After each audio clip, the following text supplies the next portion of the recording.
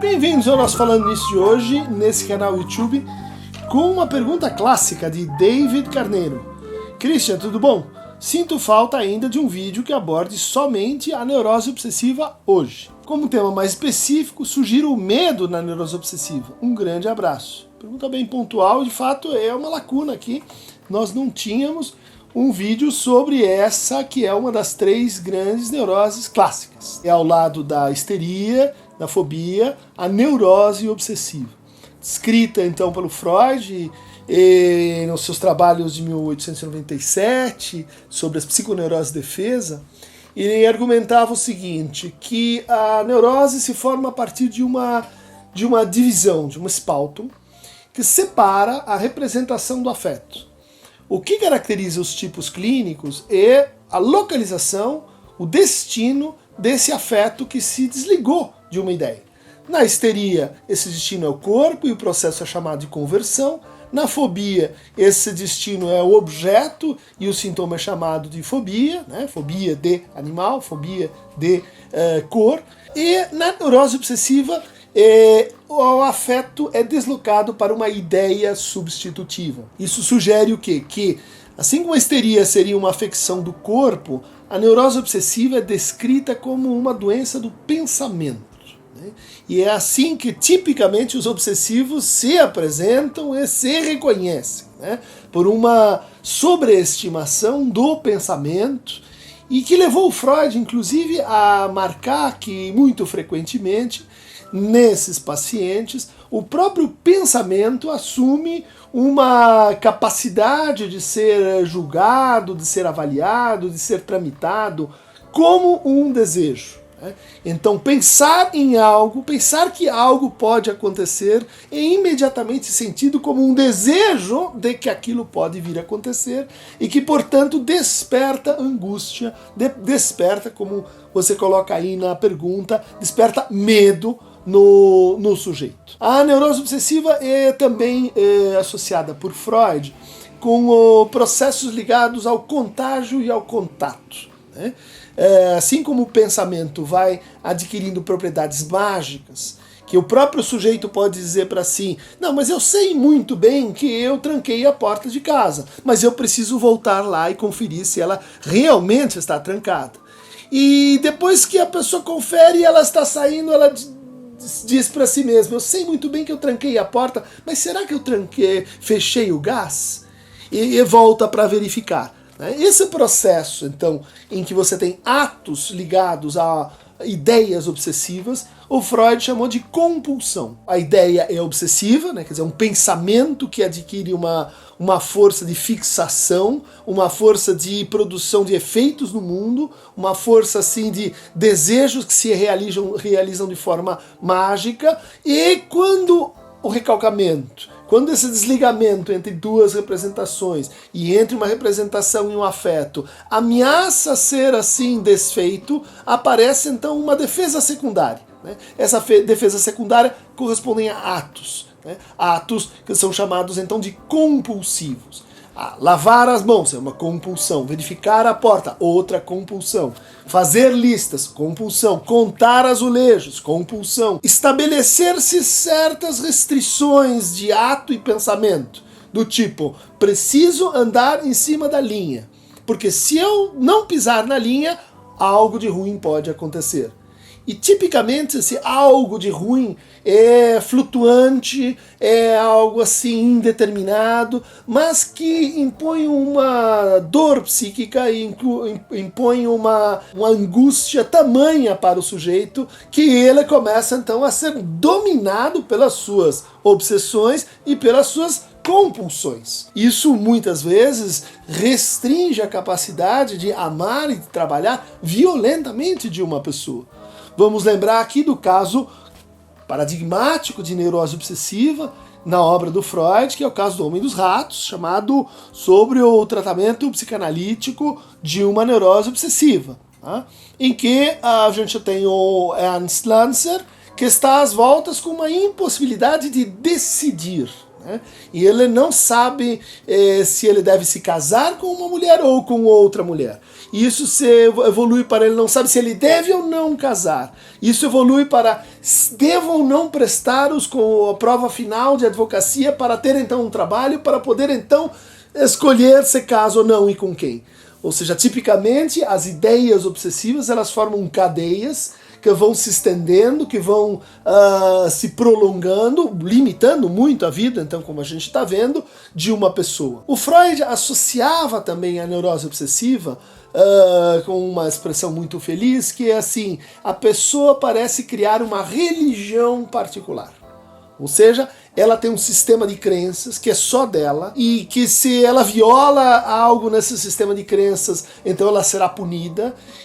Então ela precisa assim, fazer certas coisas para que essa punição não aconteça e ela precisa então ritualizar a sua vida e ela precisa regrar a sua vida e isso torna então a sua vida um inferno, um verdadeiro inferno obsessivo. Outra característica importante da neurose obsessiva, e agora vamos passar assim, sair da neurose obsessiva clássica para como é, segundo a tua pergunta, a neurose obsessiva hoje. Muitas neuroses obsessivas estão então ligadas ao que o Freud chamava de caráter anal. Né? Pessoas excessivamente escrupulosas, pessoas excessivamente controladoras. Por quê? Porque se eu tenho esse sistema que não pode ser assim flexibilizado, que eu não posso, por exemplo, tomar aquele refrigerante e não o outro, porque existe uma lei psíquica que impede, né? Eu vou me tornar alguém que vai ter exigências muito detalhadas, principalmente se eu tenho meios para isso, sobre a realidade onde eu vivo. Mas, tipicamente, a gente vai ter processos ligados à higiene, à limpeza, ao temor em ser contaminado, ao temor que disso deriva para ir nos espaços públicos, misturar-se com outras pessoas, e que vai, então, criando uma espécie de assim, distanciamento, né, em que tudo precisa estar limpo, tudo precisa estar sob controle, nenhum risco é tolerado. Então vamos olhar para a nossa civilização, já descrita como uma civilização do risco ou do anti-risco, e vamos dizer, ela é uma civilização que caminha na direção da neurose obsessiva e da escrupulosidade anal. Quando ela propaga e vende pra gente assim a ideia de que você pode controlar perfeitamente tudo que vai se passar na sua vida. Você pode planejar tudo que vai se passar na sua vida. E isto é uma vida boa. Bom, isto é uma vida boa para neuróticos obsessivos. Uma outra característica importante e que se transformou da época de Freud para nossa, é que para o Freud havia uma espécie assim de casal básico, casal mais frequente, em que um homem obsessivo se casava com uma mulher histérica e que tinha um filho fóbico. Esse funcionamento em casal estava baseado na ideia de que a neurose obsessiva é uma doença da culpa. É uma doença que não só assim teme a culpa, mas parece criar-se para si os pretextos e os motivos para viver num estado de culpa. E aí a gente teria uma aproximação, né, da neurose obsessiva com uma certa relação ética com o desejo, né? O obsessivo teme muito o desejo, o obsessivo ele tem medo do desejo. E uma das faces do desejo é justamente o risco. Por isso, esse sintoma que a gente já mencionou antes, que para o Freud era o sintoma fundamental da neurose obsessiva, que era a dúvida. Colocar-se em dúvida, procurar situações em que a gente vai assim, em que o saber humano é indeterminado, que portanto a gente vai poder frutificar e levar adiante esse estado de dúvida. Isso é típico do processo obsessivo para assim defender-se e ao mesmo tempo criar-se mais e mais estados de culpa. Culpa gerada então por uma certa covardia, um certo recuo, um certo temor de empenhar-se no seu desejo. Talvez um pouco assim o contrário da histeria, que imputa ao outro o desejo que está sendo causado. Então esse casal freudiano do homem da culpa e a mulher que estaria, vamos dizer assim, acusando, levando ele para um estado de impotência e insuficiência mais ou menos permanente. Isso se alterou substancialmente hoje a neurose obsessiva passa a ser um quadro muito frequente, ou muito mais frequente, em mulheres. Mulheres que então vão ter uma relação mais ou menos típica com a maternidade, não tão ligadas assim à experiência de ter o filho como um representante paterno, mas de encontrar um certo fechamento, né, de si na própria relação ali com a criança, que muitas vezes pode ser tomada como então um objeto de manipulação, um objeto de controle, um objeto para as manobras obsessivas. Outro fato muito contemporâneo e que tem que ver com a neurose obsessiva em mulheres são os sintomas hipocondríacos. O sentimento de que você não tem certeza, será que você está doente? Eu acho que sim. Certas sensações corporais, certa angústia ou ansiedade de natureza somática, que é diferente da ansiedade histérica relativa a uma conversão, né? Mas é aquela angústia quase que permanente. Aquela angústia expectante, alguma coisa vai acontecer, eu preciso me prevenir, não sei, aquilo saiu do meu controle, será que essa coisa pode me levar a pior? Enfim, caracteriza a neurose obsessiva aí no nosso momento, né? Outro traço marcante da neurose obsessiva é a forma como o Freud descrevia relações ambivalentes, né? Relações em que um amor assim excessivamente idealizado, um amor que subalterniza a pessoa, um amor em que o sujeito se sente assim indigno, ele se sente assim um miserável, ele se sente um desonesto diante da sua grande dama amada e portanto ele jamais consegue se apresentar a ela, jamais consegue se declarar, acha que todas as aproximações no fundo podem ser assim ignóbeis, podem ser agressivas, podem ser injustas, e isso provoca, então, desamparos e dificuldades mesmo do sujeito obsessivo de articular a dimensão do desejo com a dimensão da demanda, né? Então esse amor superestimado frequentemente se inverte em ódio, frequentemente se inverte em uma transformação no seu contrário, né? Levando a uma alternação de humor, uma alternação nas relações, a cortes abruptos, a assim, perdidos inexplicáveis, e que tem que ver com um sentimento muito típico da neurose obsessiva contemporânea, que é o sentimento assim de não consigo viver sem você, mas também não consigo me separar de você. Na medida que o outro vai indo e ele é registrado no campo da perda, e a perda é muito difícil para o neurótico obsessivo, então ela se reinveste, se religa naquela pessoa, mas na medida que ele vai se religando, vai enfraquecendo essa ligação entre desejo e demanda, e de tal maneira que ele começa a viver então fantasias de separação que são correlatas às fantasias de asfixia. O nosso medo ascendente, o medo digital ascendente, né, de ser stalkeado, de invadir, de se aproximar demais do outro, de contaminar e ser contaminado, é um medo que se alastra em estrutura obsessiva pelos nossos laços sociais. Justamente o medo que vai se apoiando no quê? Numa promessa de controlabilidade muito grande que o mundo digital oferece pra gente. Outra característica importante da neurose obsessiva são as formações reativas.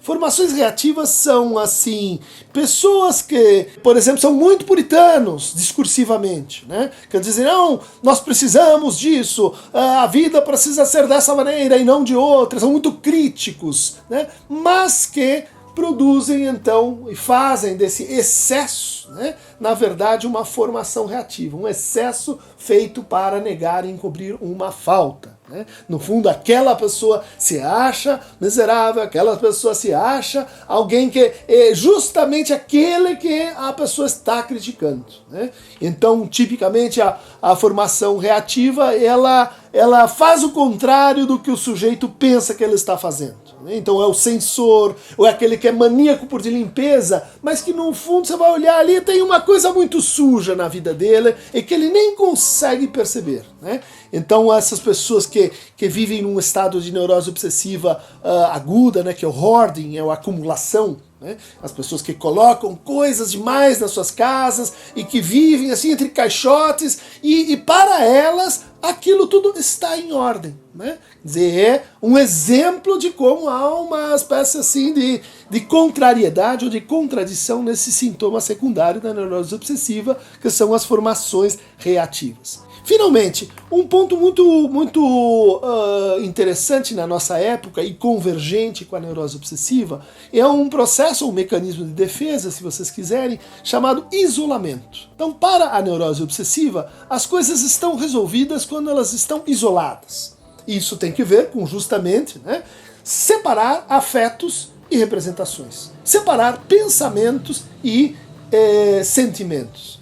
E essas duas coisas são operadas assim num registro de extrema independência na neurose obsessiva. Por exemplo, é aquela pessoa que pode, numa determinada situação, agir de forma muito fria, de forma quase sádica, de forma assim indiferente ao outro, de maneira assim a desrespeitar qualquer laço de empatia, de reciprocidade, simplesmente porque está seguindo regras, porque está seguindo regulamento, porque está seguindo o que é certo, porque está seguindo aquilo que deveria ser a forma como todos se comportam. Isso é o quê? Isolamento de afetos. Isso vai gerando ao longo do tempo um efeito que é de vazamento dessa estratégia, porque a pessoa não consegue isolar em todos os campos da sua vida, e ao momento em que essas duas coisas começam então a se aproximar, a pessoa sente angústia, sente ansiedade, e daí ela produz mais estratégias de isolamento.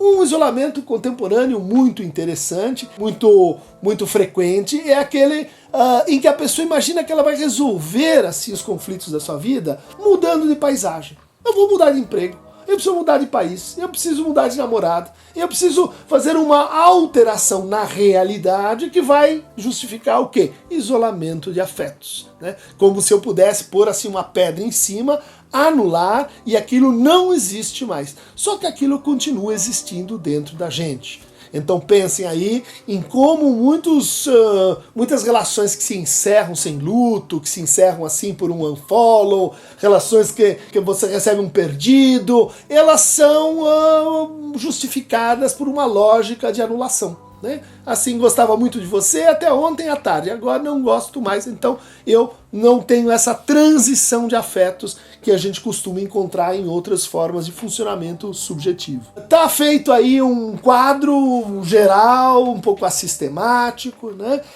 sobre a neurose obsessiva, que é um quadro ascendente, que é um quadro associado historicamente com o homem, associado com então o pensamento, a discriminação, associado então com uma certa maneira de, por exemplo, separar desejo e amor, né? Muitos homens diziam, uma coisa é uma coisa, outra coisa é outra coisa. Ou então diziam assim, lavou, está limpo. Olha, aí é o complexo de limpeza. Lavou, está limpo.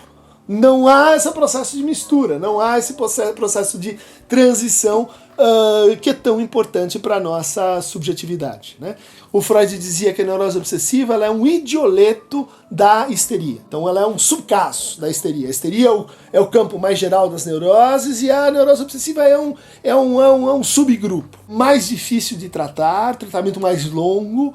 Muito frequentemente o sujeito começa a racionalizar os seus próprios processos, né?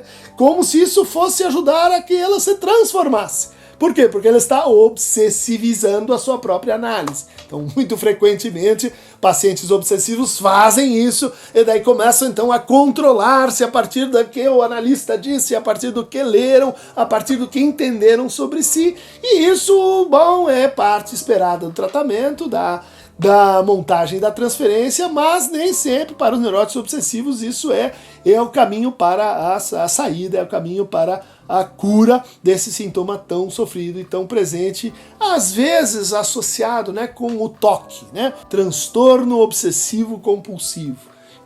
de fato, a neurose obsessiva, ela inclui quadros de angústia, inclui quadros, por exemplo, como a bulimia, que não estão assim tão associados historicamente com a neurose obsessiva. Quem quiser se aprofundar nos recantos obsessivos, já mencionei aqui o caso de neurose obsessiva de 1909, Atos Obsessivos e Práticas Religiosas, do Freud. Tem também esse compêndio elaborado pelo Manuel Tosta Berlink sobre a neurose obsessiva, que tem textos clássicos muito bons sobre esse quadro, e o trabalho do Charles Meumann, Neurose Obsessiva no Divã de Lacan.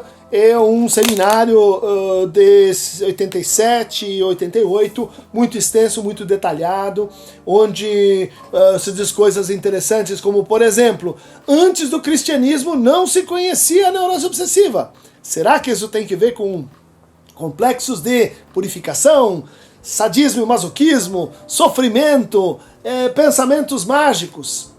Leia o livro e confira a hipótese. Obsessivos controladores, visionários, aqueles que estão cultivando a religião do pensamento mágico, compulsiva e compulsória, clique aqui no Aqueronta Movebo para receber mais fragmentos de racionalização, isolamento e formação reativa. Por hoje é só.